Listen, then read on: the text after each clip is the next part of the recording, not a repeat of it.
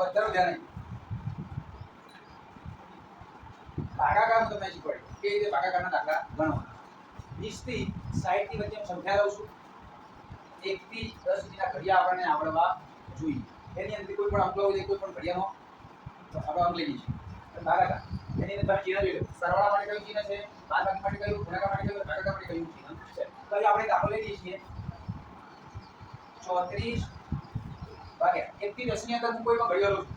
6 નો ઘડિયો લઉં છું. કયો 6 એટલે 34 ભાગ્યા એ 6 કહે. અહીં હું તમને દાખલો સમજાવું તો બતાવું. 33 ભાગ્યા 6.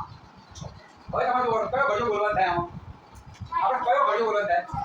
6 નો ઘડિયો. 6 આવ્યા. અહીં બધું તમને શીખવાડી દઉં.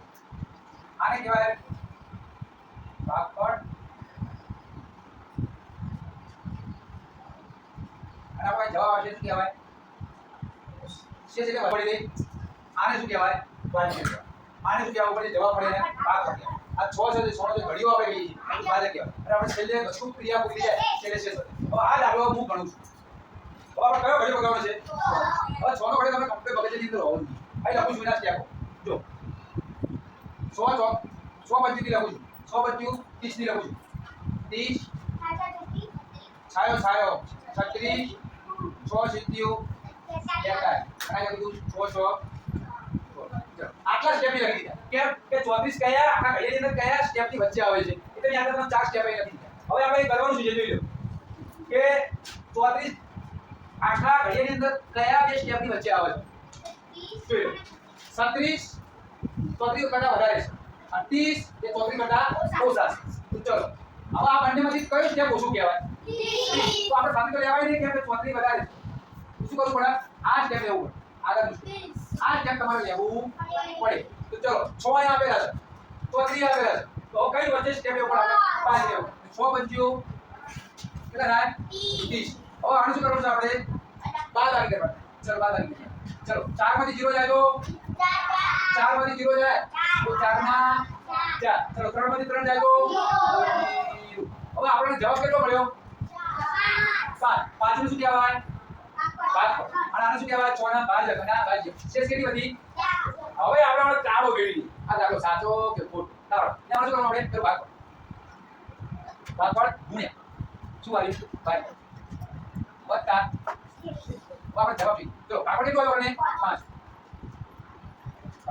ચલો ભાજક કેટલું હતું? ભાજક કેટલું છે? શેષ કેટલી મળી?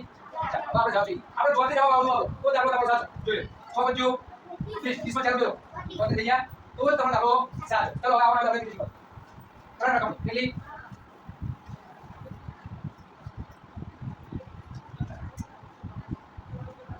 આગળ એક અંક લેવાનો છે. 456 ભાગ્યા આપણે લઈએ 7. કેટલા લઈએ? 7. આવી મૂકી દઈએ 7. ચલો આને શું કહેવાય? ભાજક. ચલો આને શું કહેવાય? ભાજક. કયું કહેવાય? ચલો આને શું કહેવાય? ભાજક. આ ખાલી રાખો. તમે કહો છો કે આ સંખ્યાની અંદર ભાજક કયું છે? તો હવે આવ્યો કે 456 ભાજક કહેવાય. ભાજક કયું છે? 7 ભાજક કહેવાય. હવે જવાબ મળ્યો આપણે ભાગ પડી ગયો. આપણે જવાબ પડી. હજી કોઈ શેષ કોઈ ના હોય 0 તો વધે. કોઈ ના વધે તો વધે. 0 તો વધે. ચલો આપણે કરીએ. 7 નું સ્ટેપ કરી. ચલો 7 ના ઘડિયામાં 4 આવો નથી આવો. કયો? બે સ્ટેપ આવો. કયા આવો? બે સ્ટેપ આવો. ચલો હવે આપણે ઘડિયો જરા 45 કરો લખી. તો 7 25 7 6 42 સિત્યું 50. ચાલો હવે આ 45 રે આ સ્ટેપની અંદર થઈ ગયા. તો જો કોણ મતલબ લેવાય નહીં લેવાય તો આપણે આગળ સ્ટેપ લેવું. દેતા જો લેવું. તો જો 7 6 42 સો 7 6 42 બરાબર. ચલો 5 માંથી એક આડો. ચલો 4 માંથી 4 લે તો હવે અહીંથી શું કરવાના? 6 કરી દે. 6 કરી. હવે 7 નો ઘડિયો આપણે લખવાનું છે. અહીં લખી છે એક સ્ટેપ હતી 7 6 કેટલા થાય? દેખાય સ્ટેપ હતી. હવે 7 નો ઘડિયો તમારે 37 આવે કેટલું બોલવાનું? હવે આ ઘડિયાનો સ્ટેપ હતું 37 થી વધુ ના જો તો કઈ સ્ટેપ લેશું આપણે? 35 વાળે 45 વાળે એક તો વધી જાય. તો 25 માં 35 જતા ના જાય. તો કઈ લેવું પડે? 35 લેવું પડે. આગળ સ્ટેપ લેવું પડે. તો 7 25 તો બાદ આવી 6 માંથી 5 કાઢો તો 3 માંથી 3 કાઢો તો કેટલી છે બધી? એ બધી. હવે મને દાખલો સાચો કે ખોટો ચેક કરવા માટે શું કીધું? પેલું ભાગ પડે એટલે 65 જવાબ આવે. કેટલો આવે? ગુણ્યા 7 કરવાનો. વત્તા કેટલા મેળવવાનો? આગળ આ તમારો તાળો મેળવવા માટે. શું તાળો મેળવવા માટે? તો ચલો આપણે ગુણાકાર કરીએ. અહીં કરીએ. એટલે 65 ગુણ્યા 7 કરીએ. ચલો 7 જો 35 નો પચો તગડો આવ્યો બજ્યા એક પેરી આવી. ચલો 7 6 42 42 નો કેટલો થાય? 45 કેટલા થાય? 45 તો એમ કીધી 400 ને કેટલા આયા?